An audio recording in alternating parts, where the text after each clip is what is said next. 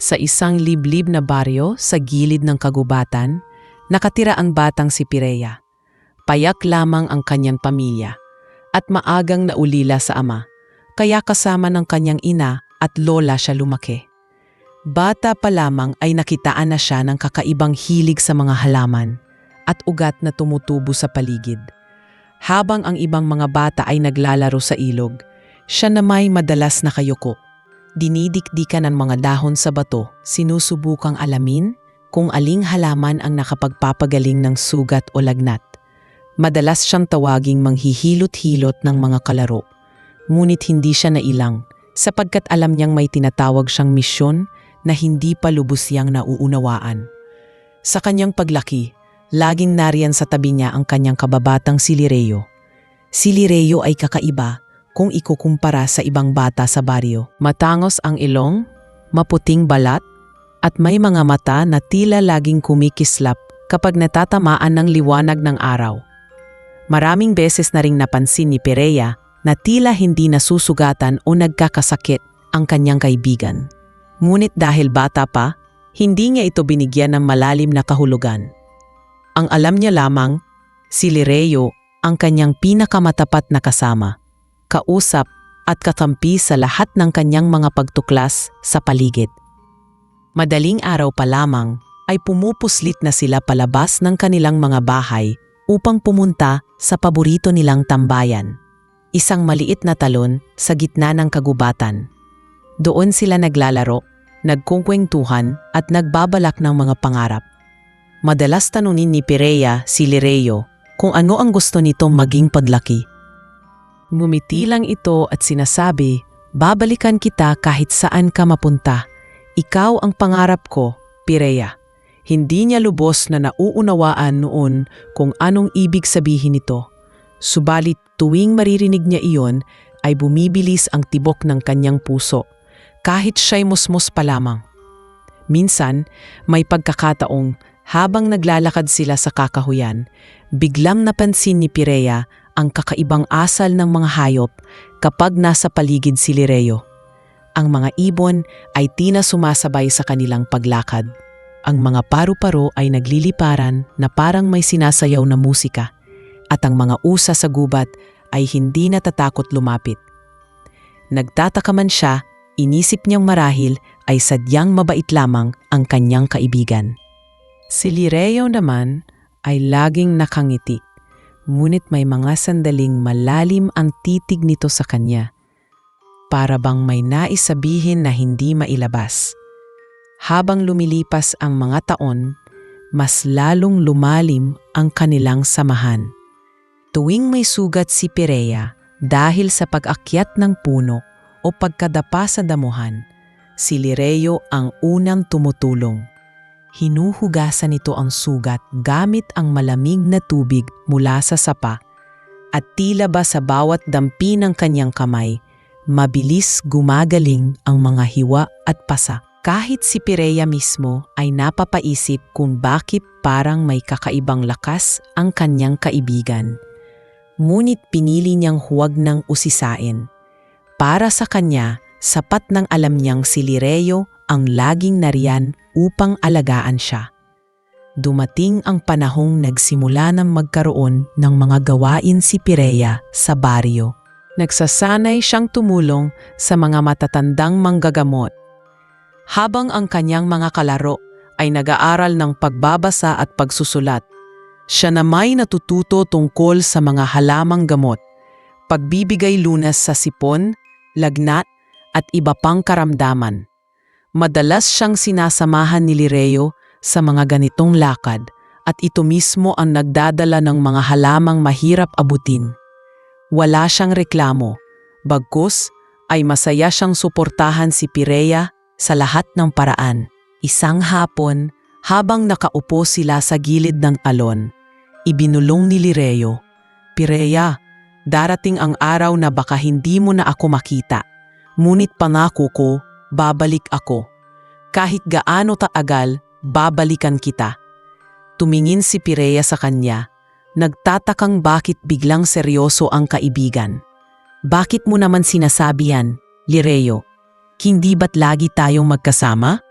Ngunit ngumiti lang ito at hindi na nagsalita pa. Naiwan si Pirea na may tanong sa puso, ngunit pinilit niyang hindi na pag-isipan ng husto. Ang mahalaga, kasama pa rin niya si Lireo. Sa mulang isipan ni Pirea, hindi pa niya alam ang bigat ng pangakong iyon. Para sa kanya, isa lamang itong pahayag ng pagkakaibigan. Ngunit sa kaibuturan ng puso ni Lireo, iyon ay panata na kahit anong mangyari, hindi siya kailanman mawawala sa buhay ng kababatang mahal niya. At sa bawat araw na lumilipas, mas lalo lamang tumitibay ang ugnayan nilang dalawa. Ugnayang hindi nila alam ay haharap sa matinding pagsubok pagdating ng panahon. Lumipas ang mga araw na tila karaniwan lang sa baryo, ngunit sa puso ni Pirea, may kung anong bumabagabag. Minsang naggayaan ang mga bata sa kanilang paboritong talon upang maglaro, kapansing-pansin na hindi sumipot si Lireo. Akala ni Pirea ay baka nagtatampo lamang ito o kaya na may inutusan ng pamilya. Ngunit nang sumapit ang gabi at hindi pa ring nagpakita, nagsimula na siyang kabahan. Kinabukasan ay muli niyang hinanap si Lireo sa kanilang tambayan. Tinawag-tawag ang pangalan nito habang nakatingin sa kumikislap na tubig ng talon. Ngunit wala, tanging mga ibon lamang ang sumasagot sa kanyang tinig at ang malakas na hampas ng agos ng tubig ang umaalo sa kanyang kaba. Mabilis kumalat sa baryo ang mga sabi-sabi. May mga nagsabing baka dinala ng kanyang pamilya sa malayong lugar. May ilan namang bulong-bulungan na baka nadagit ng mga nilalang mula sa gubat, mga espiritu o engkanto na nagtatago sa ilalim ng mga puno. Si Pirea, bagamat bata pa, ay hindi matanggap na bigla na lang nawala ang kababata. Bumalik siya gabi-gabi sa kanilang tambayan, umaasang muling lilitaw ang kaibigan. Ngunit bawat gabi ring lumilipas, ang pananabik ay napapalitan ng lungkot at pangungulila. Ang mga bituin sa langit na dating nagiging saksi sa kanilang mga usapan, ngayoy nagsilbing paalala na may nawala sa kanyang buhay. Habang ang ibang mga bata ay unti-unting nakalimot, si Pirea ay nagpatuloy sa kanyang paghahanap. Madalas niyang maramdaman ang malamig na simoy ng hangin tuwing gabi, para bang may nakabantay sa kanya. May mga pagkakataong tila naririnig niya ang boses ni Lireo na bumubulong. Ngunit kapag lumilingon siya, ay wala namang tao. Sa kanyang murang isipan, naniniwala siyang hindi basta-basta umalis si Lireo. Malalim ang kanyang pananalig na may dahilan kung bakit ito nawala at isang araw ay muling magbabalik. Mabilis lumipas ang mga taon. Ang batang si Pirea ay nagsimulang magdalaga at habang nagkakaedad siya ay mas lalo siyang nahilig sa panggagamot.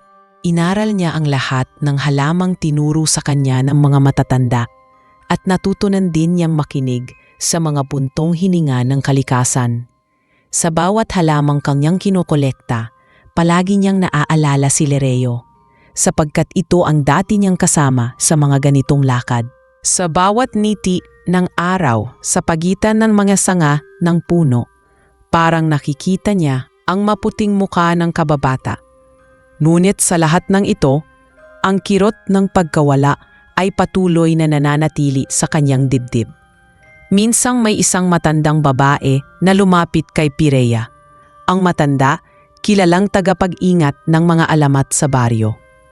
Sa kalagitnaan ng kanilang pag-uusap, bigla nitong nasabi na may mga engkanto na nagpapakita lamang sa piling tao. May mga nilalang daw na tumitira sa kagubatan at nagtatago sa anyo ng mga ordinaryong bata. Bigla niyang naalala si Lireo. Ang kanyang mga matang kumikislap, ang balat na hindi kailanman nasusugatan, at ang mga hayop na laging dumarapong sa kanilang tabi. Doon nagsimulang sumagi sa isipan ni Pirea ang posibilidad na ang kaibigan niyang matagal nang nawala ay hindi isang ordinaryong tao. Ngunit pinili niyang huwag panghawakan ang ideyang iyon. Sa halip, ipinokus niya ang kanyang sarili sa pag-aaral ng panggagamot at pagtulong sa mga tao. Habang tumatanda siya, ang mga alaala ni Lireo ay naging bahagi na ng kanyang mga panaginip. Minsan, Gigising siya sa kalagitnaan ng gabi na may luha sa kanyang mga mata sapagkat na naginip siya ng kanilang mga tawanan, ng mga pangakong binitawan sa gilid ng talon at ng mga halakhak sa ilalim ng araw. Ngunit pagmulat ng kanyang mga mata, siya'y mag-isa na lamang. Ang pagkawala ni Lireo ay nagdulot ng isang puwang na hindi napunan kahit ng oras. Ang lahat ng pangarap nila noong kabataan naiwan na lamang sa alala. Gayunpaman, sa kabila ng sakit at pangungulila, may bahagi ng puso ni Pirea na kumakapit sa pangako ng kababata. Ang mga salitang binitawan nito bago sila huling nagkita, na babalikan siya kahit anong mangyari, ay nagpatuloy na umalingaw-ngaw sa kanyang isipan. Hindi niya alam kung kailan, ngunit alam niyang darating ang panahon na matutupad iyon. At dahil dito, natutunan niyang maghintay, matuto, at maging matatag, handang salubungin ang anumang pagbabalik na maaaring dumating. Sa bawat gabi ng katahimikan, habang nakatingin siya sa mga bituin, bulong ni Pirea sa sarili, "Babalik ka, Lireo. Hihintayin kita." At sa di kalayuan ng kagubatan, may mga matang nakatingin, lihim na nagbabantay, naghihintay ng tamang oras upang tuparin ang pangako. Habang tumatagal, lalo pang tumibay ang pagkilala kay Pirea sa baryo. Ang batang minsan ay laging nakayuko sa mga halaman ay ngayoy kinikilala bilang isang mahusay na albularyo. Mula sa simpleng panghihilot ng pilay hanggang sa pagpapainom ng mga pinaglagaan ng ugat, naging takbuhan siya ng mga tao sa kanilang lugar. Ang mga ina na may lagnat ang anak ay lumalapit sa kanya. Ang mga magsasakang may iniindang pananakit ng katawan ay nagpapagamot din. Sa bawat paggaling ng taong kanyang natulungan, dumadagdag ang respeto at tiwala sa kanya. Ang mga matatanda sa baryo ay nagsasabing ipinagpala siya sapagkat tila may kakaibang bisa ang kanyang mga kamay at kaalaman. Sa kabila ng lahat ng papuri, tahimik ang puso ni Pirea. Dumadalas ang mga gabi na nakaupo siya sa labas ng kanilang bahay, nakatingin sa kalangitan, nag-iisa. Ang bawat bituin ay tila paalala ng kababatang matagal nang nawala. Ang mga alaala ni Lireo ay parang mga aninong paulit-ulit na bumabalik. Ang matatawanan nila sa talon, ang pangakong babalik ito kahit saan man mapadpad, at ang ngiting hindi niya malilimutan. Ngayon, sa kanyang mga kulubot na kamay at pagod na katawan, hindi na maikakaila ang bigat ng panahon. Ang batang minsan ay umaasang muling makikita ang kaibigan, nayo'y isang matanda na, ngunit hindi kailanman sumuko sa pag-asang iyon. Hindi naging madali para kay Pirea ang pantanda ng mag-isa. Wala siyang asawa o anak na nag-aruga sa kanya. Ang tanging naging katuwang niya ay ang kanyang tungkulin bilang manggagamot ng baryo. Ang kanyang araw ay puno ng abala, paglalaga ng mga dahon, pagpunta sa kagubatan upang mangalap ng mga halamang gamot, at pagtulong sa mga dumadaing na kapitbahay. Ngunit sa bawat pag-uwi niya, pagpasok sa kanyang maliit na bahay na gawa sa kawayan at pawid, ramdam niya ang kalungkutan. Wala siyang makausap kundi ang sarili, at walang matasalo sa mga alaala kundi ang hangin ng gabi. Isang hapon, habang siya'y nakaupo sa harap ng kanyang bahay at nagpipira-piraso ng mga tuyong dahon, lumapit ang isang bata at nagtanong, "Albularyo Pirea, bakit po hindi kayo nag-asawa?" Napangiti siya sa inosenteng tanong. "Hindi lahat ng tao ay para mag-asawa," sagot niya. Ngunit sa kaibuturan ng kanyang puso, alam niyang may iniwan siyang puwang para sa isang taong nangakong babalik. Hindi siya naghintay ng iba dahil sa isip at damdamin niya, si Lireo pa rin ang pinakahuling pangarap.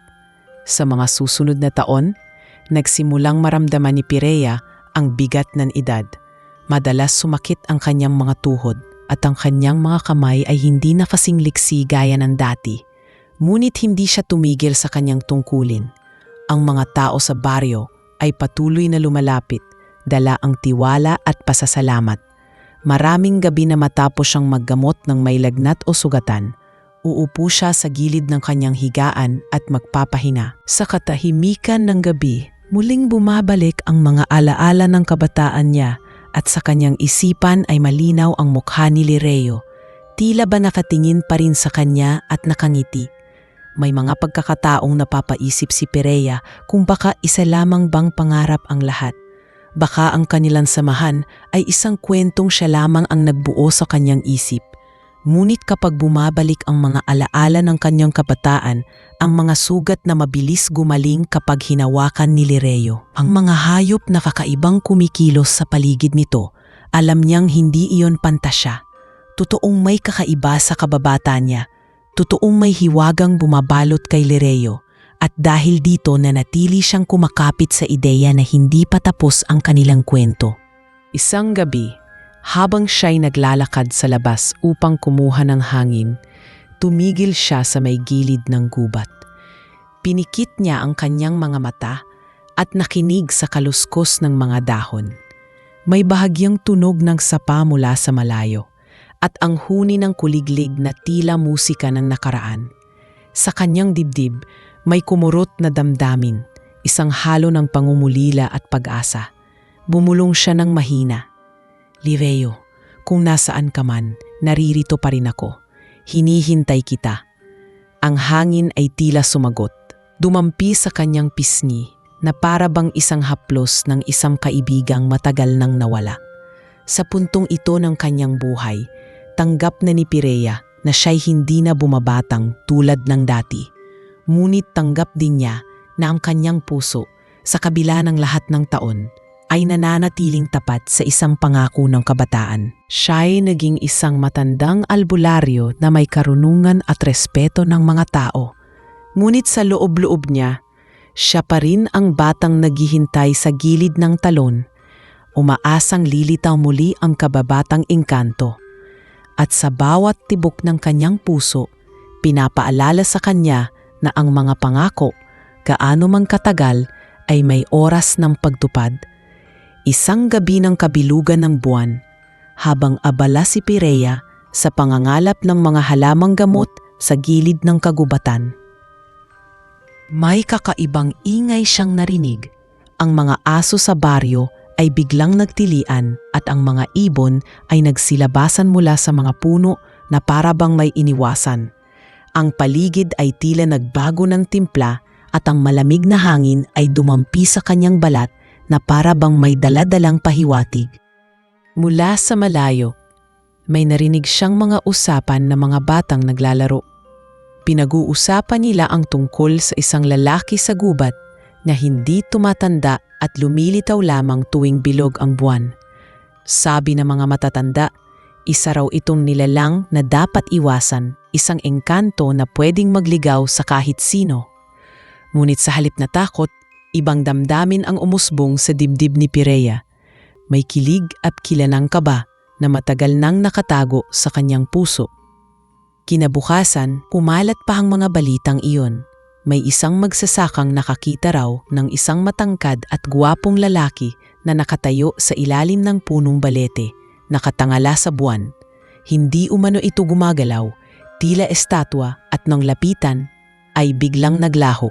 May isa namang dalagang nagsabing naramdaman niyang may matang nakamasid sa kanya habang naglalakad at nang lumingon siya ay nasilayan niya ang isang estrangherong may kislap sa mga mata na pagkatapos ng ilang sandali ay naglaho rin. Ang lahat ng kwento ay may pagkakapareho. Isang lalaking hindi nila kilala, may kakaibang ganda at laging lumilitaw kapag bilog ang buwan. Habang nakikinig si Perea sa mga usap-usapan, hindi niya maiwasang balikan ang mga alaala ng kanyang kabataan. Ang mga mata na kumikislap sa liwanag, ang balat na hindi kailanman nasusugatan, at ang mga hayop na tila humuhugot ng ginhawa sa presensya ng kanyang kababata. Sa kanyang isipan, hindi niya maiwasang iugnay ang mga kwentong iyon kay Lireo. Ngunit kasabay ng pag-usbong ng pag-asan iyon, sumulpot din ang takot. Paano kung totoong ng engkanto ito at hindi na ang kababatang kilala niya noon? Paano kung isa itong nilalang na delikado para sa kanya at sa mga tao? Dumating ang gabi ng susunod na kabilugan ng buwan. Si Perea ay muling pumasok sa gubat upang maghanap ng halamang gamot. Ang kanyang mga kamay ay dala-dala ang maliit na basket at ang liwanag ng buwan ang nagsilbing tanglaw niya. Habang naglalakad siya, naramdaman niya ang kakaibang katahimikan ng paligid. Ang mga kuliglig ay tumigil sa paguni at maging ang ihip ng hangin ay tila huminto. Napalingon siya sa kaliwa at kanan at doon niya nasilayan mula sa malayo ang isang figura, isang lalaking natatayo sa gitna ng mga puno. Matangkad ito, nakasuot ng simpleng kasuotan at ang mukha ay tila kumikinang sa ilalim ng liwanag ng buwan. Tinitigan siya ng lalaki mula sa malayo at ang kanyang puso ay biglang kumabog ng mabilis. Hindi niya maipaliwanag, ngunit may kakaibang pamilyar sa anyo nito. Parang ang bawat galaw, ang bawat tikas ay paalala ng isang taong matagal na niyang hinahanap. Humakbang siya ng marahan, dahan-dahan, na para bang hinihila ng isang puwersang hindi niya kayang ipaliwanag. Ngunit bago siya tuluyang makalapit, biglang naglaho ang figura. Iniwan siyang nakatayo sa gitna ng kagubatan, nanlalamig at nanginginig. Kinabukasan, hindi mapakali si Perea. Paulit-ulit niyang iniisip ang kanyang nakita. Ang manausap-usapan ng mga tao tungkol sa engkanto sa gubat ay lalong nagbigay sa kanya ng pagdududa at pag-asa. Sa loob-loob niya, hindi siya naniniwalang estranghero lamang iyon. Naniniwala siyang si Lireyo ang kanyang nasilayan, ang kababatang nangakong babalik kahit gaano katagal. Ngunit ang pag-iisip na engkanto nga ito ay nagdulot ng kaba. Ano ang ibig sabihin kung totoo nga ito? Ano ang magiging epekto nito sa kanya? Isang matandang albularyo na hindi na tulad ng dati. Sa mga sumunod na gabi, muling nagpakita ang estrangherong lalaki. Sa bawat kabilugan ng buwan, mula sa malayo ay natatanaw ni Perea ang figura nito. Hindi na siya nagtatago, bagkus ay nakatayo lamang, nakamasid sa kanya. Bagamat hindi pa rin niya ito malapitan, dama niya ang kakaibang ugnayan. Ang bawat titig ng mga mata nito ay tila bumabalik sa mga araw ng kanilang kabataan. Ang damdamin niyang akala niya ay tuluyang nawaglit sa paglipas ng mga taon ay muling umusbong, kasabay ng pag-usbong ng pag-asang hindi pa tapos ang kwento nila ni Lireyo. Ngunit kasabay ng pag-asa ay ang takot ng mga tao sa baryo. Sila'y naniniwala na ang nilalang na iyon ay isang engkanto na maaaring magdala ng kapahamakan. Sinabihan si Perea ng ilan na iwasan ang gubat sa tuwing bilog ang buwan. Ngunit sa kanyang puso, alam niyang hindi niya kayang iwasan ang tawag ng nakaraan. Alam niyang sa likod ng mga usap-usapan, sa likod ng takot ng marami, naroroon ang isang pangako na muling bubuhayin. At sa kanyang dibdib, unti-unti niyang tinatanggap na ang panahon ng kanilang muling pagkikita ay papalapit na. Muling sumapit ang gabi ng kabilugan ng buwan at tulad ng nakasanayan, naglakad si Perea papasok sa kagubatan. Bagamat marami ang nagbabala sa kanya, hindi niya mapigilan ang sarili. Mayroong humihila sa kanya na tila mas malakas pa sa takot o pagod na dala ng kanyang katawan. Ang liwanag ng buwan ay tumatagos sa mga dahon. Nagbibigay ng kakaibang liwanag sa daan. Sa kanyang mga kamay ay dala niya ang maliit na basket ng halamang gamot. Ngunit sa kanyang puso, malinaw ang tunay na dahilan ng kanyang pagbunta. Umaasa siyang muling makita ang lalaking noon pa man ay hindi na nawala sa kanyang alaala. Habang papalapit siya sa talon na paborito nilang tambayan noong bata pa sila, biglang bumigat ang kanyang hakbang.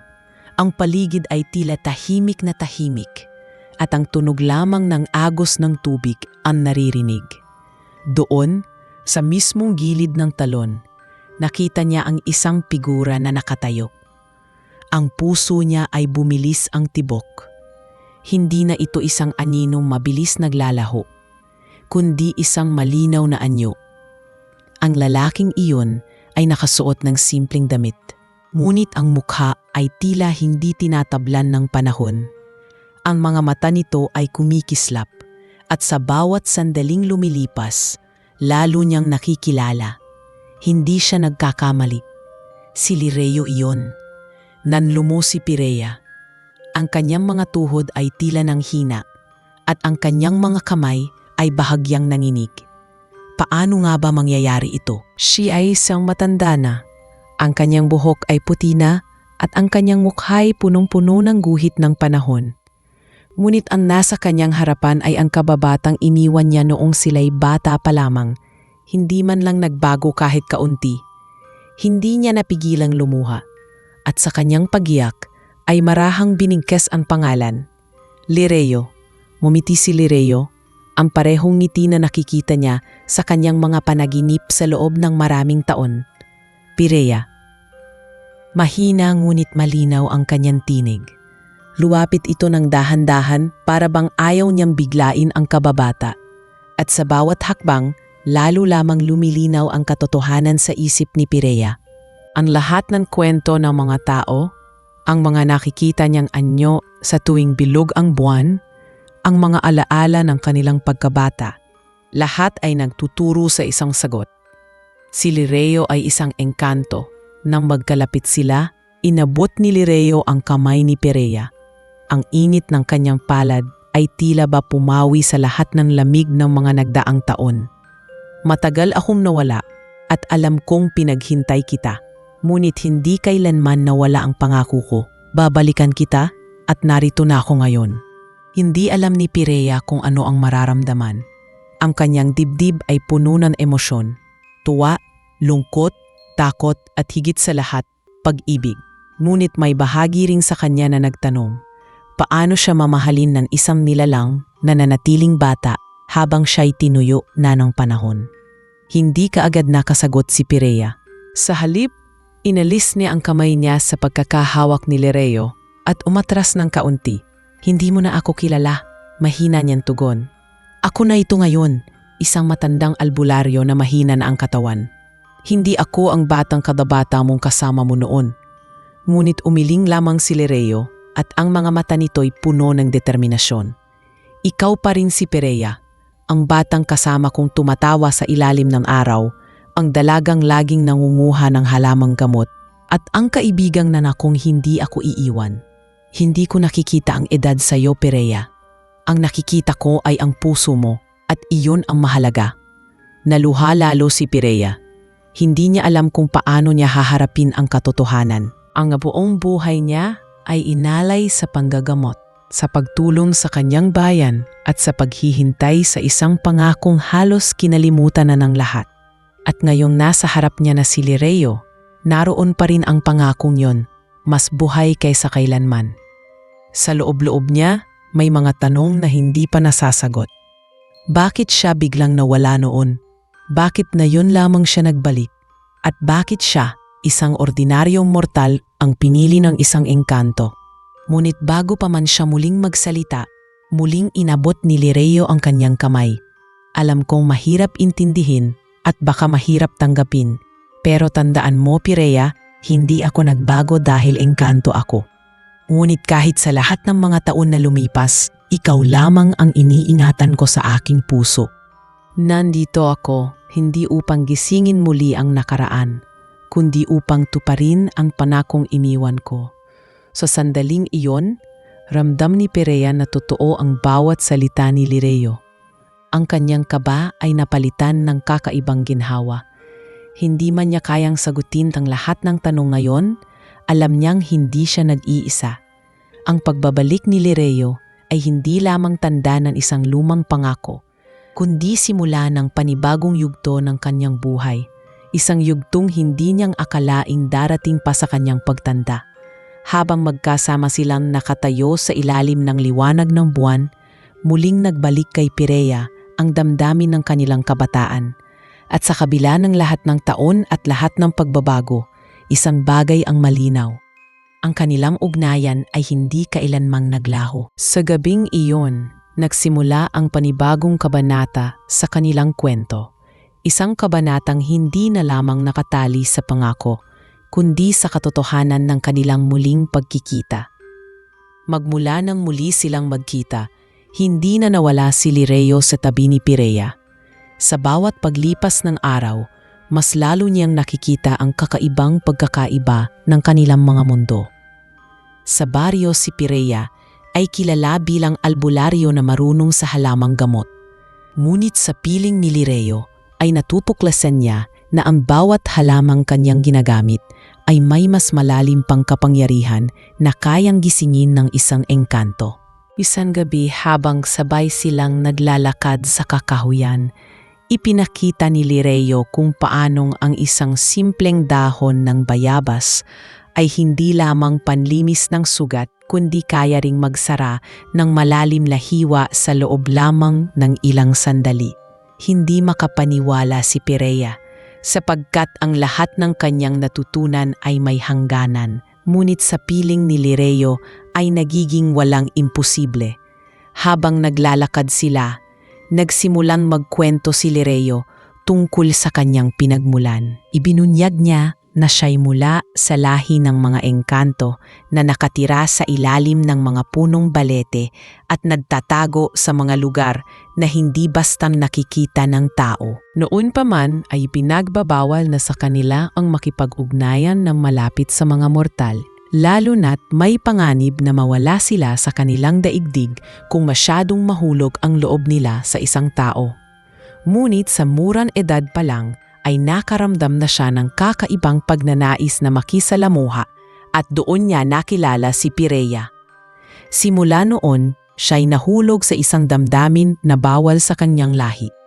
Hindi na nakapagtataka kay Pireya kung bakit bigla na lamang itong nawala noon. Ayon kay Lireo, siya'y sa pilitang dinala pabalik ng kanyang mga kapatid na engkanto nang malaman na sobra na ang oras na ginugugol niya kasama ng isang mortal. Doon siya isinumpa ng kanilang mga pinuno.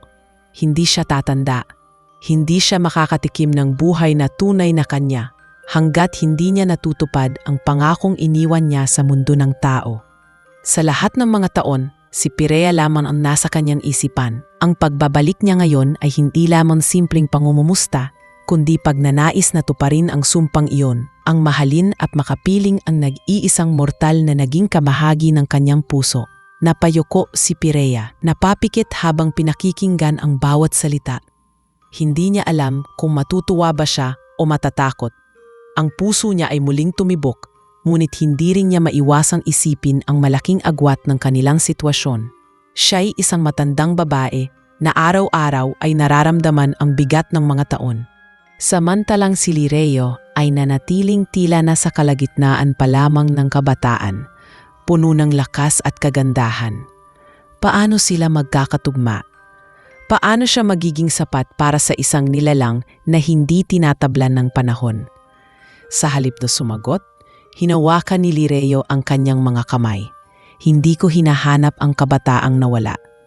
Ang hinahanap ko ay ikaw, ang Pireya na tumanda dahil sa kabutihan, sa paglilingkod sa bayan, at sa pusong hindi nagbago kahit lumipas ang maraming taon. Hindi ako nandito upang ipaalala sa iyo ang pagkawala ng kabataan, kundi upang ipaalala na sa lahat ng oras na iyon, hindi ka nag-iisa. Ang mga salita nito ay tuminyo sa puso ni Pireya.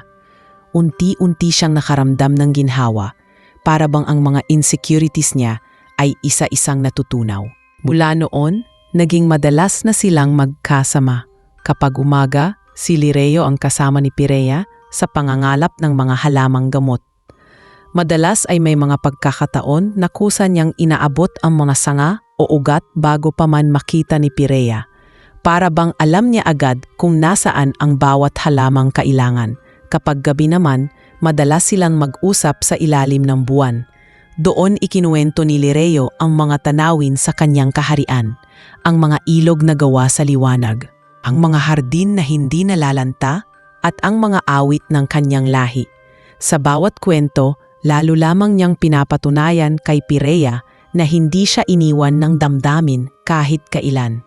Ngunit kahit na magaan ang pakiramdam ng kanilang muling pagsasama, hindi rin nawawala ang takot ni Pireya. Minsan habang nag-iisa siya sa kanyang kubo, napaisip siya kung tama bang muling buksan ang kanyang puso. Sa kanyang edad, Hindi na siya umaasang muling mararanasan ang pagmamahal. Ngunit heto si Lireo, nakatingin sa kanya na para bang wala ng ibang nilalang sa mundo. Sa bawat titig nito, dama niya ang sinseridad.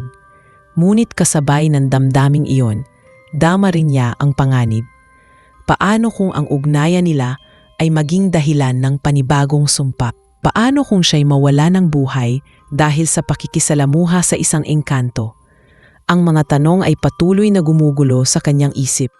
Isang gabi, hindi na nakatiis si Pireya.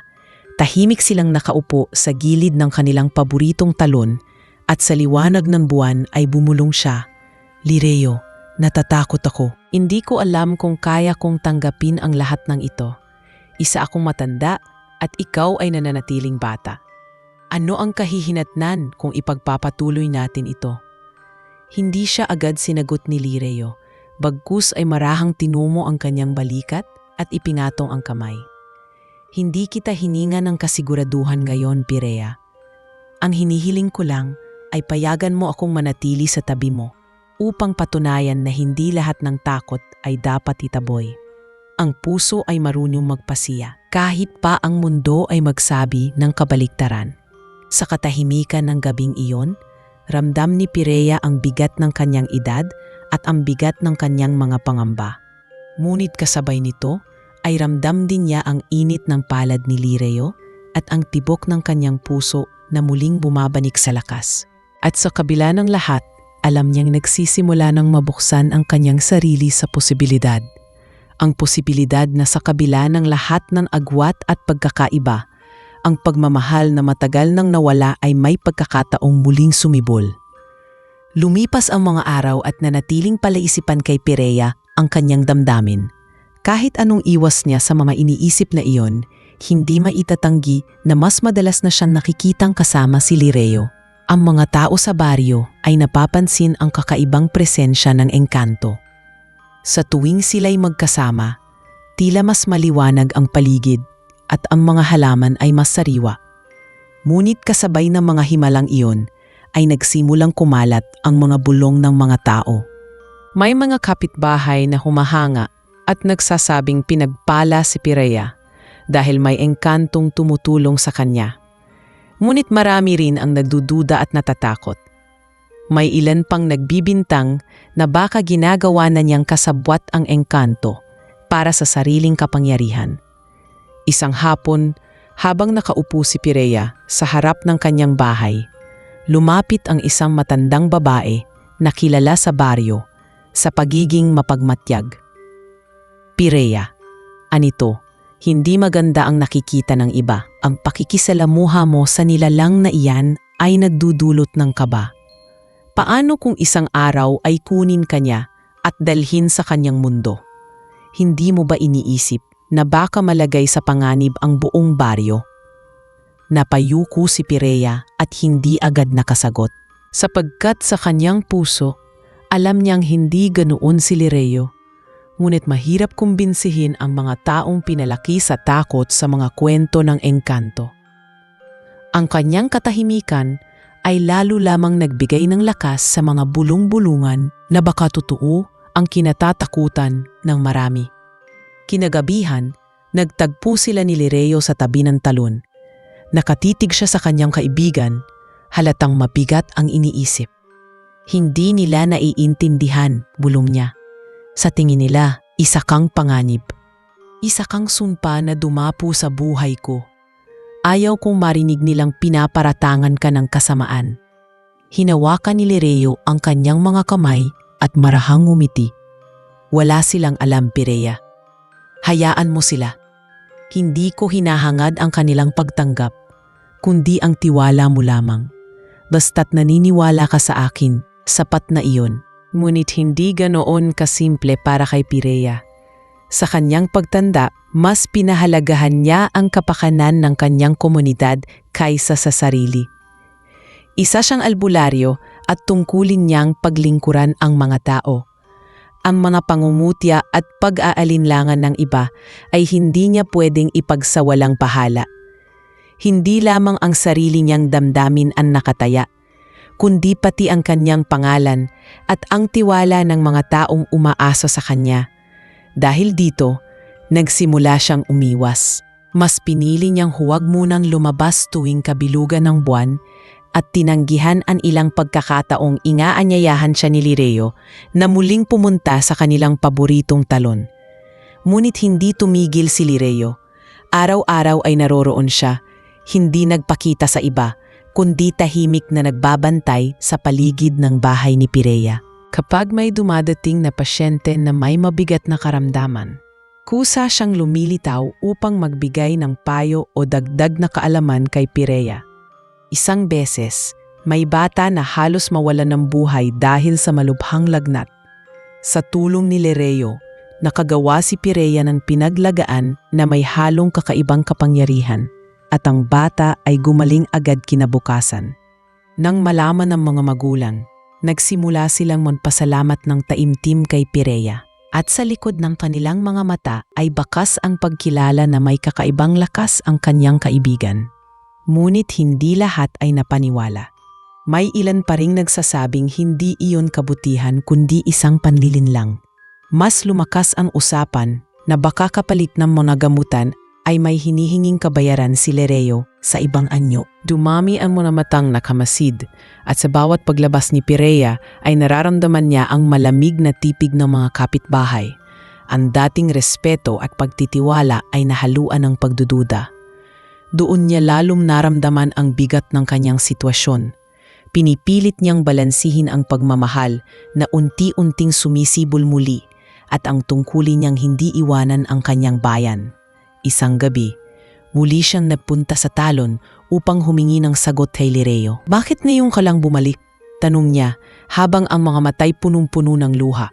"Kung noon pa, baka naiintindihan ka ng mga tao. Pero ngayon, ako'y matanda na at ang aking pangalan ay sinusubok. Bakit mo ako pinaghintay ng ganito katagal?" Marahang humakbang si Lireo at sa tinig na puno ng lungkot ay sinabi, "Hindi ko ginusto ang pagkawalay. Pinilit nila akong bumalik at matagal akong nakulong sa kanilang mga kautusan. Ngunit ngayon ay malaya na ako at narito ako para tuparin ang lahat ng iniwan ko sa iyo." Sa sagot na iyon, muling nabuo ang pag-asa sa puso ni Pireya. Hindi pa rin niya alam kung paano haharapin ang kanyang mga kababaryo, ngunit sa piling ni Lireo ay ramdam niya ang katiyakan. Kahit pa magduda ang buong bayan, alam niyang ang damdaming nasa pagitan nila ay hindi matitinag ng takot o tsismis. Mula sa gabing iyon, nagpasya siya na hindi na niya tatakasan ang kanyang puso.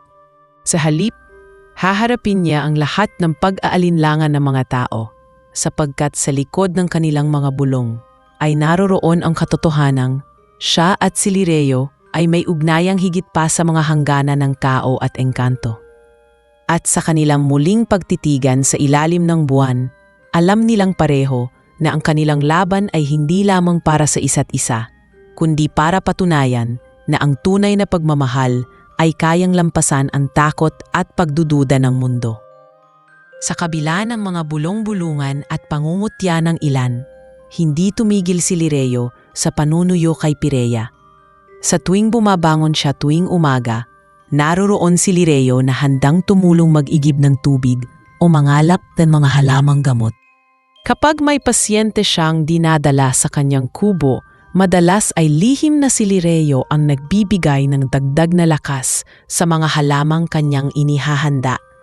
Hindi na niya ikinaila sa sarili na sa mga tagumpay niyang paggagamot nitong mga huling taon ay hindi lamang dahil sa kanyang sariling kaalaman, kundi dahil na rin sa tahimik na presensya ng engkanto.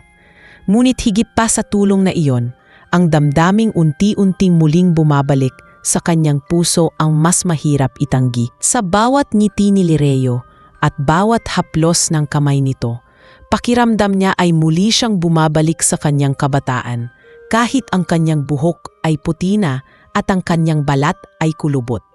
Isang hapon, habang magkasamang naglalakad patungo sa kagubatan, nagsalita si Lireo. "Pireya, hindi ako susuko hanggat hindi mo nakikita na totoo ang nararamdaman ko.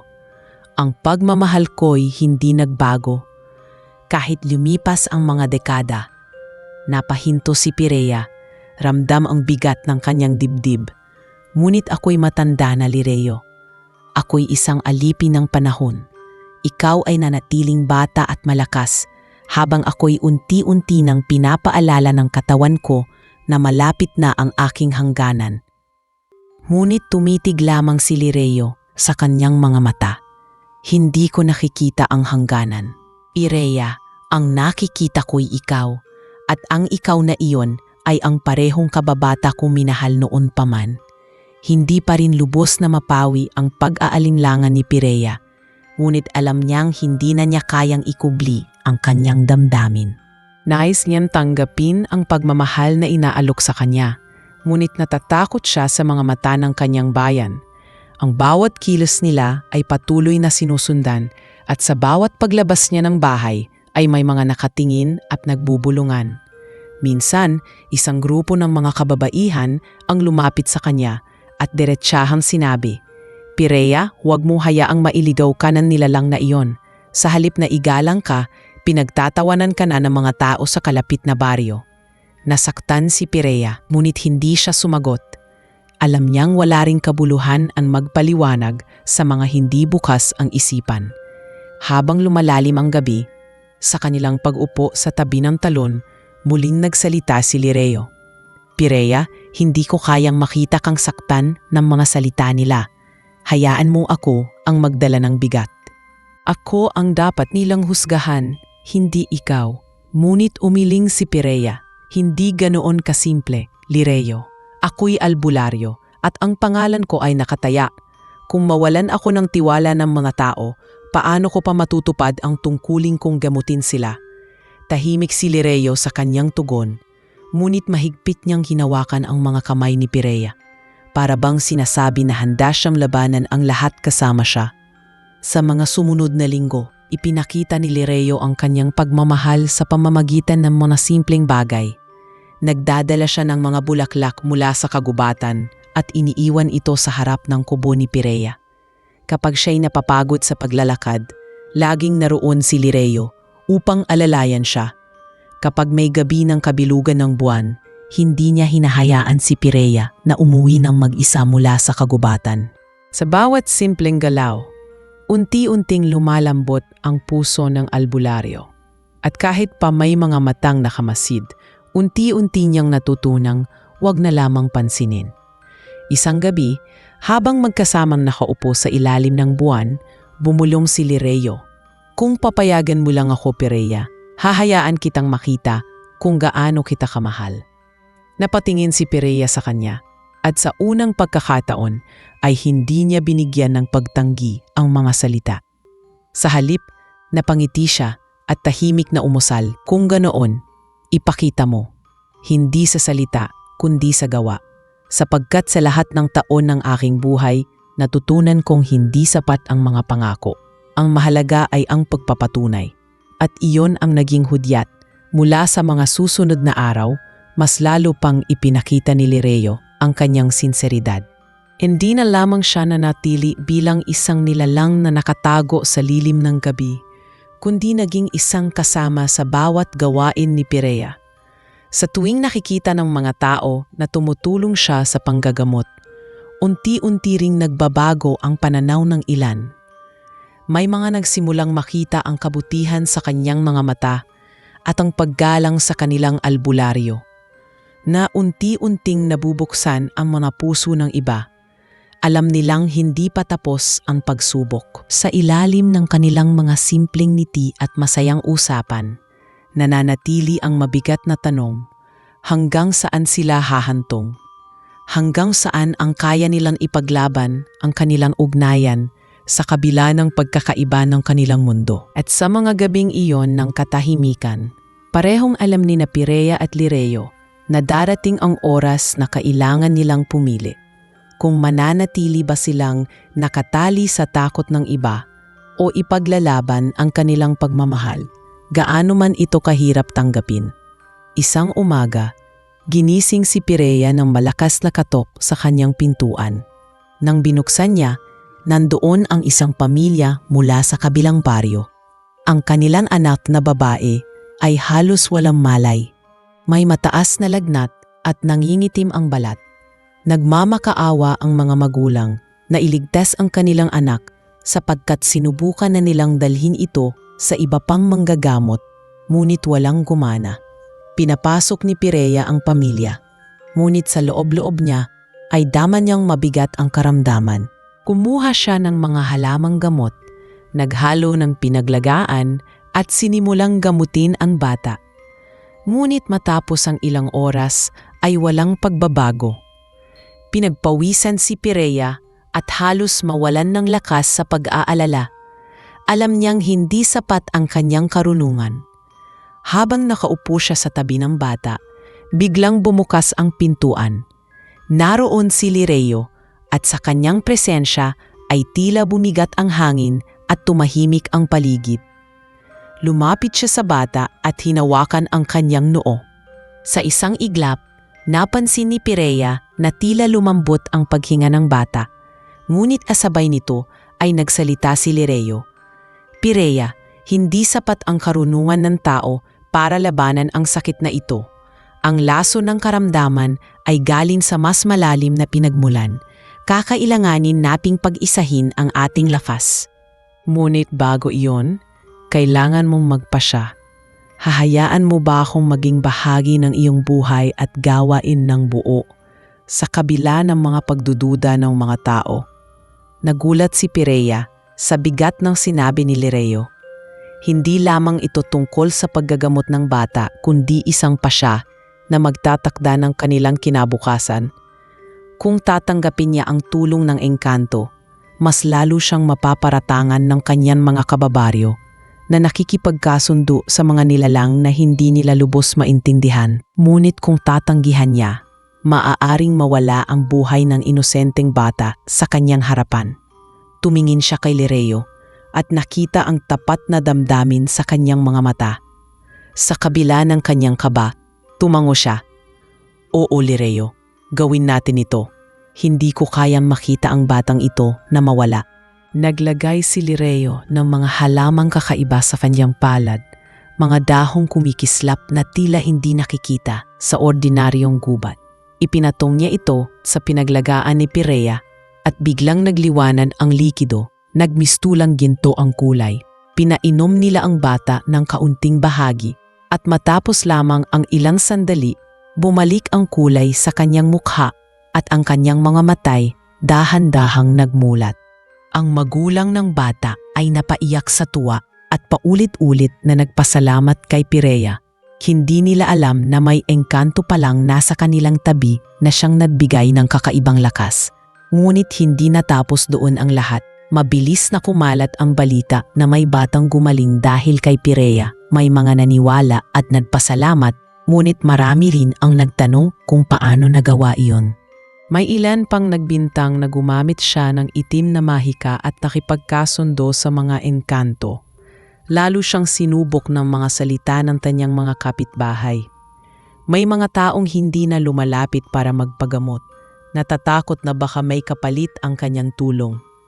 Ang iba na may tahasang humaharang sa kanya sa kalsada at nagtatanong kung sino ba talaga ang kanyang kasama sa gabi. Naging mabigat kay Pireya ang mga pangyayari. Ngunit si Lireo ay hindi bumitiw. Sa halip, mas lalo niyang ipinakita ang kanyang paninindigan.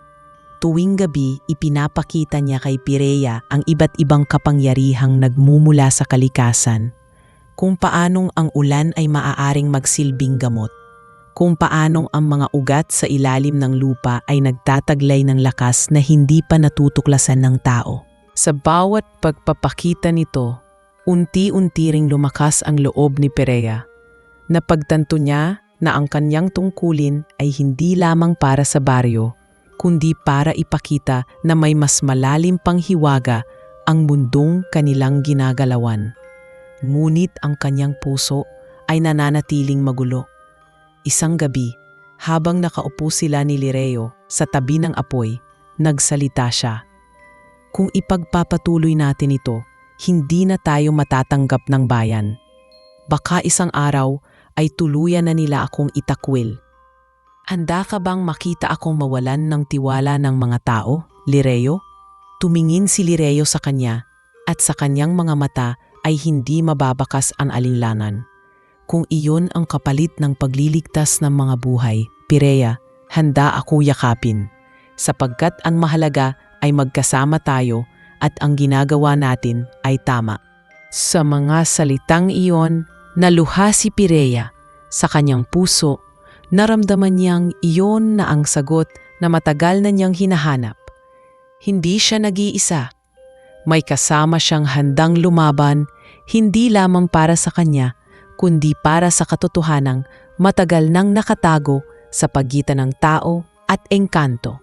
At mula sa gabing iyon, tinanggap niya ang pasya na ipagpapatuloy nila ang kanilang laban kahit gaano pa kahirap para ipakita na ang kanilang pagsasama ay hindi sumpa kundi isang biyaya. At sa kabila ng mga bulong at panghuhusga ng mga tao, naramdaman niyang mas tumibay ang kanilang ugnayan. Hindi na lamang ito simpleng pangako ng kabataan, kundi isang panata na magkasamang tatahakin ang lahat ng pagsubok. Sa kanyang puso, unti-unti nang nagiging malinaw ang pag-ibig na noon ay pilit niyang itinatanggi at ngayon ay buong tapang niyang tinatanggap. Matapos ang insidenteng iyon na nailigtas nila ang batang may karamdaman, unti-unting nagbago ang tingin ni Pirea sa sarili at sa kanyang tungkulin. Hindi na lamang siya isang albularyo na may kaalaman sa halamang gamot, kundi isa ring tulay ng dalawang mundo, ng tao at ng engkanto. Ngunit kasabay ng pagtanggap na iyon ay ang pagdagsa ng mas mabibigat na pagsubok. Dumating ang isang malawak na sakit sa baryo. Nagsimula ito sa simpleng ubo at lagnat, ngunit sa loob lamang ng ilang linggo ay marami na ang bumagsak at nawalan ng lakas. Ang mga tao ay natakot at nagsimulang maghanap ng lunas at syempre si Pirea ang kanilang nilapitan. Sa unang mga araw ay nagamit pa niya ang kanyang mga alam na halamang gamot upang mapagaan ang sintomas. Ngunit habang lumilipas ang panahon, napansin niyang hindi gumagaling ang mga pasyente. Sa halip, lalong lumalala at lumalaganap ang sakit. Isang gabi, nakaupo siya sa harap ng kanyang maliit na altar at sa bigat ng kanyang dibdib ay lumapit siya kay Lireo. "Hindi ko na alam ang gagawin," bulong niya. "Hindi sapat ang aking kaalaman. Kung magpapatuloy ito, baka mawalan ng maraming buhay." Lumapit si Lireo at hinawakan ang kanyang mga balikat. "Pirea, ito na ang panahon upang pagtibayin mo ang iyong pasya. Hindi ka na nag-iisa. Hayaan mong ipagsama natin ang iyong karunungan at ang aking lakas." Sa sandaling iyon, muling bumalik kay Pirea ang alaala ng kanilang usapan. Ang pagtanggap kay Lireo bilang katuwang ay hindi lamang tungkol sa kanyang personal na damdamin, kundi isang desisyong magpapasya sa kaligtasan ng kanyang bayan. Kinabukasan, nagsimulang magpakita si Lireo ng mas hayagan. Hindi na lamang siya nananatiling aninong nagbabantay sa gabi, kundi tumulong na siya sa mismong gamutan. Sa piling ni Pirea, ginamit niya ang kanyang kapangyarihan upang patibayin ang bisa ng mga halamang kanilang ginagamot. Ang mga dahon ay nagiging mas mabisa, ang mga pinaglagaan ay nagiging mas mabilis magpagaling. Ang mga pasyente na halos mawalan ng buhay ay nagsimulang bumangon. Ngunit kasabay ng mga milagro ay ang mas matinding pag-alinlangan ng ilan. Hindi ba't sumpa ang mga engkanto, sabi ng ilang matatanda. Paano natin malalaman na ang tulong niya ay hindi may kapalit? May mga nagduda at nagsabing baka balang araw ay hingin ni Lireo ang kanilang kaluluwa bilang kabayaran. Naging mabigat para kay Pirea ang mga salita, ngunit hindi siya natinag. Sa halip, pinakita niya sa lahat na ang layunin nila ay pagliligtas. Araw at gabi silang magkasamang nagpagamot, halos hindi na natutulog. Sa bawat pasyenteng gumagaling, mas tumitibay ang tiwala ng mga tao. Unti-unti, nagsimulang manahimik ang mga bulong. May mga magulang na lumapit at nagpasalamat. Umiiyak habang hinahawakan ang kamay ni Pirea. Kung hindi dahil sa inyo, sabi nila, baka wala na ang aming anak. Sa kabila ng mga natitirang pagdududa, nagsimula na makita ng karamihan ang katotohanan na ang engkantong si Lireo ay hindi kaaway kundi isang kaagapay. Ngunit hindi lamang bayan ang natutulungan ni Lireo. Sa bawat araw na magkasama sila, mas lalo ring lumalapit ang puso nila sa isa't isa. May mga pagkakataon na sa gitna ng katahimikan ng gabi, sabay silang naglalakad sa ilalim ng buwan. Doon, nagkukwento si Lireo ng mga bagay tungkol sa kanyang kaharian, mga ilog na kumikinang, mga halaman na hindi kailanman nalalanta, at mga awit na hindi naririnig ng tainga ng tao. Si Pirea naman ay nagkukwento tungkol sa kanyang mga karanasan bilang albularyo, ang hirap ng paglaki at ang kanyang pagod na katawan. Sa mga gabing iyon, mas lalo nilang napagtatanto na kahit magkaiba ang kanilang mundo, iisa ang tibok ng kanilang mga puso. Ngunit hindi rin naging madali ang lahat. May isang pagkakataon na isang grupo ng mga lalaking takot at galit ang nagpunta sa bahay ni Pirea. Ayon sa kanila, ang lahat ng milagro ay panlilinlang. Sinubukan nilang paalisin si Lireo at may ilan pa ngang nagtangkang saktan siya. Ngunit hindi gumanti si Lireo. Sa halip, nakatitig lamang siya, ang mga matay puno ng kalma at awa. Hindi ako narito para manakit, sabi niya. Narito ako para tumulong. Kung nais ninyo akong paalisin, gagawin ko. Ngunit isipin ninyo muna ang mga buhay na maililigtas. Napahiya ang mga lalaki at sila'y nag-alisan, bagamat hindi tuluyang nawala ang kanilang pangamba. Matapos ang insidenteng iyon, mas lalong pinili ni Pirea na ipakita ang kanyang paninindigan. Hindi siya natakot sa mga panghuhusga. Sa halip, mas lalo siyang nagpatuloy sa kanyang gawain. Tinatunayan sa gawa ang kanyang katapatan at sa bawat araw na lumilipas, lalong lumalakas ang kanyang pananalig na ang kanyang desisyon ay tama. Hindi lamang niya naililigtas ang kanyang bayan mula sa sakit, unti-unti rin niyan natutulungan ang kanyang mga kababaryo na makita ang katotohanan na ang pagkakaiba ng tao at engkanto ay hindi hadlang sa kabutihan at pagmamahal. Sa dulo ng mga linggong iyon ng pagsubok, nang humupa ang sakit sa baryo at ang mga tao ay unti-unti nang bumalik sa kanilang normal na gawain, napatingin si Pirea kay Lireo. Sa kanyang mga mata, hindi lamang niya nakita ang kababata niyang nangakong babalik, kundi ang kasama niyang handang harapin ang lahat. Sa puso niya, malinaw ang sagot na matagal na niyang iniiwasan. Oo, matanda na siya, ngunit ang kanyang pagmamahal ay hindi na limitahan ng panahon.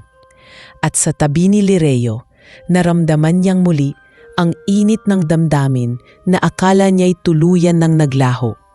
At sa katahimikan ng gabi, habang magkasama silang nakaupo sa gilid ng talon, bumulong si Pirea. Kung ito man ang kapalaran na ibinigay sa atin, tatanggapin ko na. Hindi ko na muling itatago, Lireo. Sa lahat ng taon ng paghihintay, ngayon ko lang lubos na naunawaan. Ikaw at ako, kahit magkaiba ang ating mundo, ay iisa ang puso. Sa gabing iyon, sa wakas ay nagtagpo ang kanilang pangako at damdamin, at naging mas malinaw na ang kanilang ugnayan ay higit pa sa sumpa at takot. Ito ni isang biyaya na hindi matitinag ng oras, ng edad o ng mga mata ng ibang tao. Hindi nagtagal ay kumalat ang balitang nakikipag-ignayan si Pirea sa isang engkanto. Tang mga tao sa baryo na dati ay humahanga at nagtitiwala sa kanya ay nahati sa dalawang panig. May ilan na patuloy na lumalapit para magpagamot sapagkat nakita nila mismo ang kabutihan at bisa ng kanyang lunas. Ngunit may mas marami ring nagdududa at nag-aalinlangan. Ang ilan ay nagsasabing baka ang paggaling ng mga pasyente ay hindi tunay na kabutihan, kundi may kapalit na hindi pa nila nakikita. May nagsasabing baka kinukuha ni Lireo ang lakas ng kanilang mga kaluluwa kapalit ng kagalinan. Isang hapon, habang naglalakad si Pireya sa pamilihan, ramdam niya ang mga matang nakatingin at ang nunabulungan sa kanyang likod. May mga nagtatago ng kanilang mga anak kapag siya ay dumadaan, para bang siya ay isang panganib. May isang babae pang lumapit at diretsyong sinabi, "Hindi ka na naming kilala, Pireya. Ang albularyong inaasahang naming magliligtas ay tila isa ng kasabwat ng engkanto." Napayuko si Pireya at hindi na lamang sumagot. Hindi niya kayang ipaliwanag ang lahat, lalo na't hindi sila handang makinig. Ngunit ang mga salita ay tumimo sa kanyang dibdib at muling nagbigay ng bigat sa kanyang konsensya. Nang gabing iyon, umupo siya sa tabi ng kanyang maliit na apoy. Tumating si Lireo at nakita ang lungkot sa kanyang mukha. "Narinig ko ang sinabi nila," wika ni Lireo habang marahang naupo sa tabi niya. "Alam kong masakit, ngunit hindi mo kailangang magpaliwanag sa kanila. Ang katotohanan ay hindi laging tinatanggap agad." Tumingin si Pireya sa kanya at nagtanong, "Hanggang kailan ko kakayanin ito, Lireo? Ang pangalan ko, ang tiwala sa akin, unti-unting nawawala. Hindi ko alam kung kaya kong ituloy pa ang lahat." Hinawakan ni Lireo ang kanyang kamay at marahang ngumiti. "Kung ako lamang ang pagbabasehan, sapat na ang tiwala mo sa akin. Ngunit kung para sa kanila, huwag mong hayaang masira ka ng kanilang takot. Patunayan natin sa gawa, hindi sa salita." At dumating ang pagkakataon upang patunayan nga nila. Isang gabi, isang malaking sunog ang kumalat sa gilid ng baryo.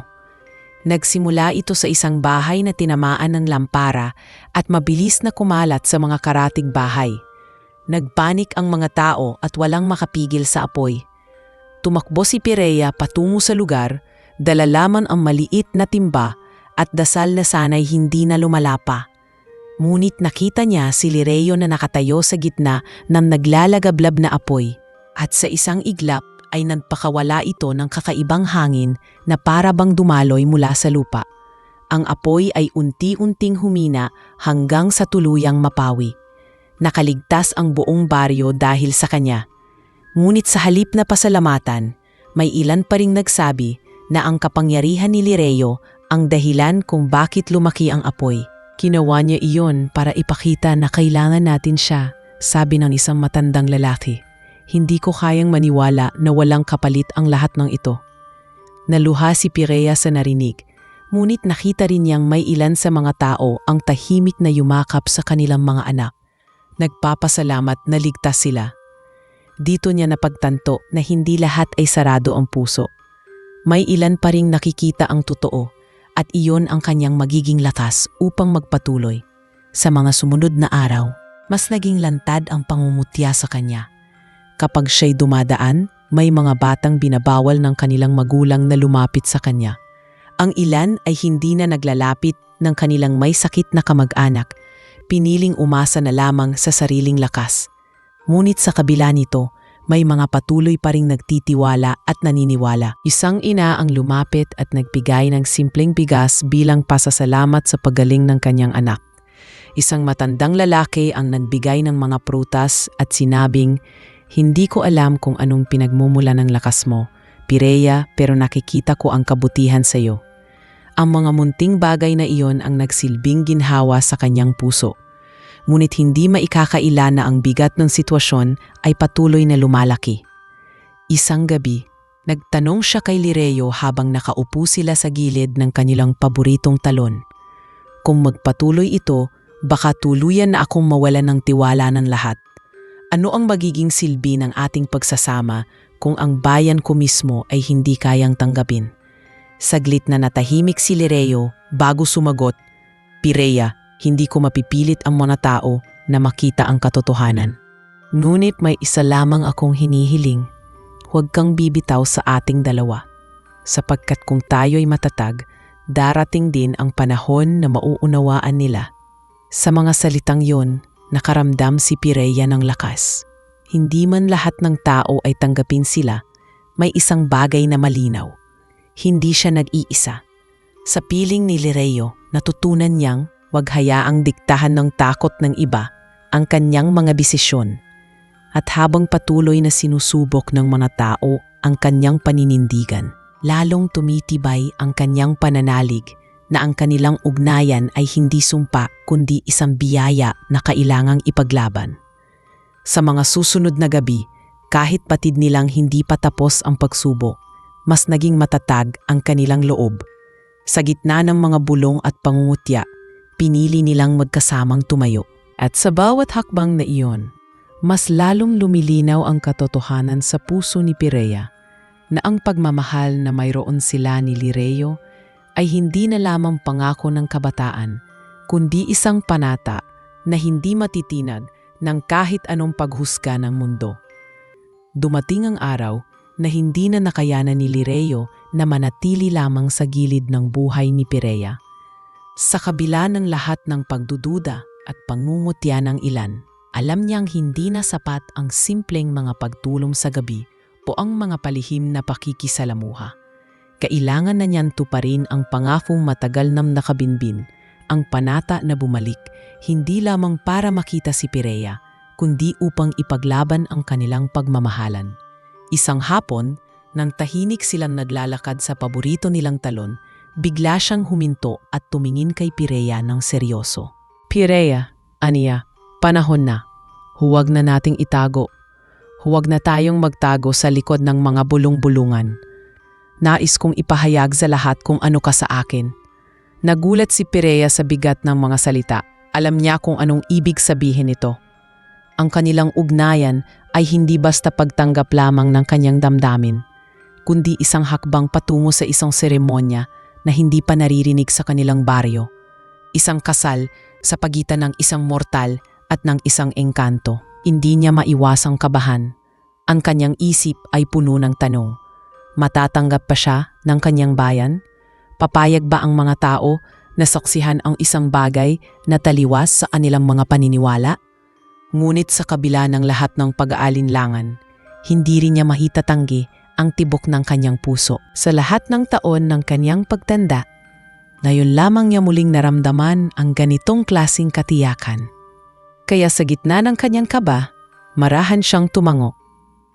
"Kung iyon ang iyong nais, Lireo, sasama ako sa iyo. Haharapin natin sila ng magkasama." Kinabukasan, nagsimula ang balita na parang apoy na kumalat sa buong baryo. Ang matandang albularyo si Pirea ay ikakasal sa nilalang na nakikitang naglalakad sa gabi, ang engkantong si Lireo. Ang iba ay nagtatawanan, ang ilan ay nagulat, at marami ang napatigil sa kanilang gawain. Para sa ilan, ito ay isang kahibangan, ngunit para sa iba, isang alamat na unti-unting nagiging totoo sa kanilang harapan. May mga umiling at nagsabing wala silang balak dumalo. Ngunit may mga bata at kabataang nag-usap-usap, puno ng kuryosidad at pananabik na makita ang kakaibang pangyayaring ito. Dumating ang araw ng seremonya.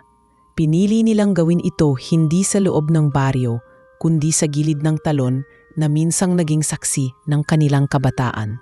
Doon sila unang nangako sa isa't isa at doon rin nila nais tuparin ang pangakong iyon. Maaga pa lamang ay nagtipon na ang iilang matatapang at handang saksihan ang kasal. Ang iba naman na natili sa malayo, nagmamasid ngunit hindi naglalapit. Si Pirea ay nakasuot ng simpleng puting saya na gawa ng mga kababaihan sa baryo. Hindi ito marangya, ngunit ang bawat tahi ay may kahulugan ng pag-ibig at pagtanggap. Si Lireo naman ay lumitaw na nakasuot ng damit na tila hinabi mula sa mismong liwanag ng buwan. Ang kanyang presensya ay nagbigay ng kakaibang liwanag sa paligid at ang mga tao ay napatingin ng hindi nila namamalayan. Ang seremonya ay pinagsama ang dalawang mundo. Una, isang simpleng ritual ng baryo, pag-aalay ng mga bulaklak at bigas bilang tanda ng kasaganahan at pagmamahalan. Sumunod, isang kakaibang seremonya ng mga engkanto. Sa harap ng lahat, binigkas ni Lireo ang isang panata na sa tuwing sisikat ang buwan ay ipapaalala nito sa kanya ang pagmamahal niya kay Pirea. Sa kanyang mga kamay ay lumitaw ang isang maliit na bulaklak na hindi pa nakita ng kahit sino. Isang bulaklak na kumikislap sa dilim. Ipinatong niya ito sa palad ni Pirea at sinabi, Ito ang sagisag ng ating pagmamahalan. Habang may buwan, hindi ito malalanta. Naluha si Pirea habang binibigkas ang kanyang panata. Sa lahat ng taon ng aking buhay, marami akong hinintay. Marami akong ipinaglaban. Ngunit ngayon, nauunawaan ko na ang aking paghihintay ay hindi sayang. Ikaw ang aking pangako, Lireo. Sa kabila ng aking pagtanda, ang puso ko'y nananatiling tapat sa iyo. Ang kanyang tinig ay nanginginig, ngunit ang bawat salita ay puno ng katapatan. Ang mga taong nakamasid ay natigilan. Ang ilan ay nakaramdam ng awa. Ang iba ay ngiti ng paghanga. At ang iba na may nanatiling walang kibo. Nang matapos ang kanilang panata, dumampi si Lireo ng marahan ng kanyang palad sa kamay ni Pirea. Isang malamig ngunit nakapapawing simoy ng hangin ang dumaan. At sa sandalin iyon, pila sumayaw ang mga dahon at mga bulaklak sa paligid. Ang buong lugar ay nagmistulang isang banal na dambana ng kalikasan, para bang mismong kalikasan ang nagpapatunay ng kanilang pagmamahalan. Ang ilan sa mga tao ay hindi na napigilang mapaluha, habang ang iba na may nanatiling hindi makapaniwala sa kanilang nakikita. Ngunit isang bagay ang malinaw, ang kasal na iyon ay hindi maitatanggi. Ang isang matandang albularyo at ang kanyang kababatang engkanto ay nagbigkis ng pangakong walang hanggan. Matapos ang seremonya, lumapit ang ilang kabataan kay Pirea at Lireo. Sa kanilang mga mata ay bakas ang paghanga at pag-asa. Kung totoo po palang posible ang pagmamahalan ng dalawang magkaibang nilalang, wika ng isang bata, baka po hindi rin dapat kami matakot. Sa simpleng salitang iyon, dama ni Pirea ang kahulugan ng kanilang ginawa. Hindi lamang ito tungkol sa kanila, kundi tungkol din sa pagbibigay ng pag-asa sa mga susunod na henerasyon na ang pagmamahal ay kayang lumampas sa mga hangganan na itinakda ng takot at pagkakaiba. At sa gabing iyon, habang nagtitipon ang iilang tao upang ipagdiwang ang kasal, nakaupo si Pirea at Lireo sa tabi ng talon. Tahimik silang nagmasid sa liwanag ng buwan na sumasalamin sa tubig. Hawak kamay, wala na silang pakialam kung ilan lamang ang naniwala o kung ilan ang humusga. Ang mahalaga, natupad na nila ang pangako ng kanilang kabataan. Ang kanilang kasal ay hindi lamang isang seremonya, kundi isang patunay. Ang tunay na pagmamahal ay walang pinipiling edad, anyo o mundo, at iyon ang kanilang magiging pamana, hindi lamang sa baryo, kundi sa lahat ng makakarinig ng kanilang kwento. Matapos ang kasal ni Pirea at Lireo sa tabi ng talon, mabilis na kumalat ang kwento sa buong baryo at maging sa kalapit na mga lugar. May mga taong nagpatuloy sa kanilang pagdududa at pangungutya, ngunit hindi rin maikakaila na marami ang naantig sa kanilang nasaksihan. Ang kasal ng isang matandang albularyo at ng kanyang kababatang engkanto ay naging paksa ng maraming usapan, isang alamat na unti-unting nag-ugat sa puso ng mga tao. Sa simula, tinuring itong isang kakaibang pangyayari, isang bagay na hindi dapat mangyari. Ngunit habang lumilipas ang mga araw, mas nakikita nila ang bunga ng pagsasama ng dalawa. Mas naging maayos ang kalagayan ng baryo. Ang mga sakit na dati kumakalat ng walang lunas ay mas mabilis nang napapawi. Ang mga pananim ay tila mas masigla at masagana, at ang tubig mula sa ilog ay naging mas malinaw kaysa dati. Marami ang nagsasabing ito'y dahil sa tulong ni Lireo at sa pagsasanib ng kanyang kapangyarihan at ng kaalaman ni Pirea. Unti-unting nabago ang pananaw ng mga tao. Ang dating takot at pangamba ay napalitan ng pagkamangha at paggalang. Nakita nila na ang ugnayan ng tao at engkanto ay hindi kailangang maging sumpa, kundi maaaring maging biyaya. Ngunit higit pa sa mga pagbabagong iyon, ang pinakamalaking patunay ay ang pagmamahalan ni Pirea at Lireo. Kahit kitang-kita ang agwat sa kanilang anyo, hindi iyon naging hadlang sa tibay ng kanilang pagsasama. Sa bawat araw na lumilipas, mas lalong nakikita ng mga tao na ang kanilang pagmamahal ay totoo at walang kapantay. Hindi ito nakabase sa kabataan o sa kagandahan, kundi sa katapatan ng kanilang puso. Ang mga bata ay madalas na nagtatanong kay Pirea kung paano niyang nakilala si Lireo. At tuwing ikinukwento niya ang kanilang kabataan, kitang-kita ang kislap ng kanyang mga mata. Ang mga kabataan ay natututo mula sa kanilang halimbawa na ang pagmamahal ay hindi dapat sinusukat ng panlabas na anyo o ng paniniwala ng lipunan. Gayunpaman, hindi pa rin tuluyang nawala ang hamon. May mga panauhin mula sa ibang baryo na dumating upang makita mismo ang engkanto. Ang ilan ay nagpakita ng interes at paggalang, ngunit may mga dumating din na dala ang kanilang takot at pagdududa. May isang grupo pa na nagtangkang alisin si Lireo. Pinilit siyang paalisin sa lupaing iyon. Ngunit sa harap ng lahat, tumayo si Pirea at buong tapang na ipinagtanggol ang kanyang asawa. Hindi siya kaaway, sigaw niya. Hindi niya kayo kailanman sinaktan. Sa halip, siya ang tumulong upang mailigtas ang ating baryo. Kung aalisin ninyo siya, aalisin ninyo rin ang biyayang ibinigay ng kalikasan sa atin. Sa mga salitang iyon, natahimik ang karamihan. Nakita nila ang katapatan sa mukha ng matandang albularyo. At nakita rin nila ang kababaang loob ni Lireo na nanatiling tahimik, handang magtiis sa mga salita ng iba. Sa wakas, napagtanto ng marami na hindi na nila kayang balewalain ang katotohanan.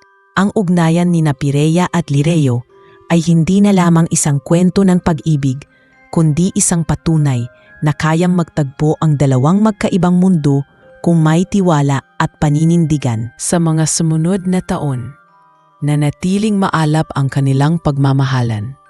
Sa kabila ng pagtanda palalo ni Pirea, hindi na ito naging hadlang para kay Lireo.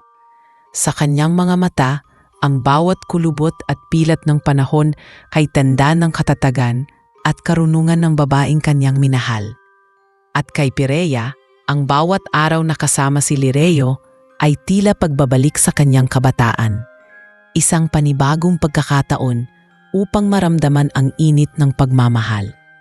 Sa kanilang pagsasama, mas lalo nilang naipakita na ang edad ay hindi sukatan ng damdamin at ang anyo ay hindi hadlang sa tibok ng puso. Naging alamat ang kanilang kwento sa baryo. Sa tuwing may mga gabi ng kabilugan ng buwan, nagtitipon ang mga tao sa tabi ng talon upang mag-alay ng mga bulaklak at prutas bilang pasasalamat. Ikinukwento ng mga matatanda sa mga bata ang tungkol sa matandang albularyo at sa engkantong nagbalik upang tuparin ang kanyang pangako. Ang mga kwento ng kanilang buhay ay naging inspirasyon sa lahat. Isang paalala na ang tunay na pag-ibig ay hindi natitinag ng panahon, ng takot o ng mga hangganan ng dalawang magkaibang daigdig. At sa kanilang huling mga gabi na magkasama, madalas ay tahimik na nakaupo sina Pirea at Lireo sa tabi ng talon. Magkahawak ang kamay habang nakatingin sa buwan. Sa katahimikan ng gabi, dama nila ang kapayapaan na matagal nilang hinanap. Alam nilang ang kanilang pagmamahalan ay hindi lamang para sa kanila, kundi para na rin sa lahat ng makakarinig ng kanilang kwento. At sa bawat bulong ng hangin at agos ng tubig, paulit-ulit na isinasalaysay ng kalikasan ang kanilang mensahe na ang pag-ibig kapag totoo at talisay ay kayang lampasan ang lahat ng balakid at manatili magpakailanman.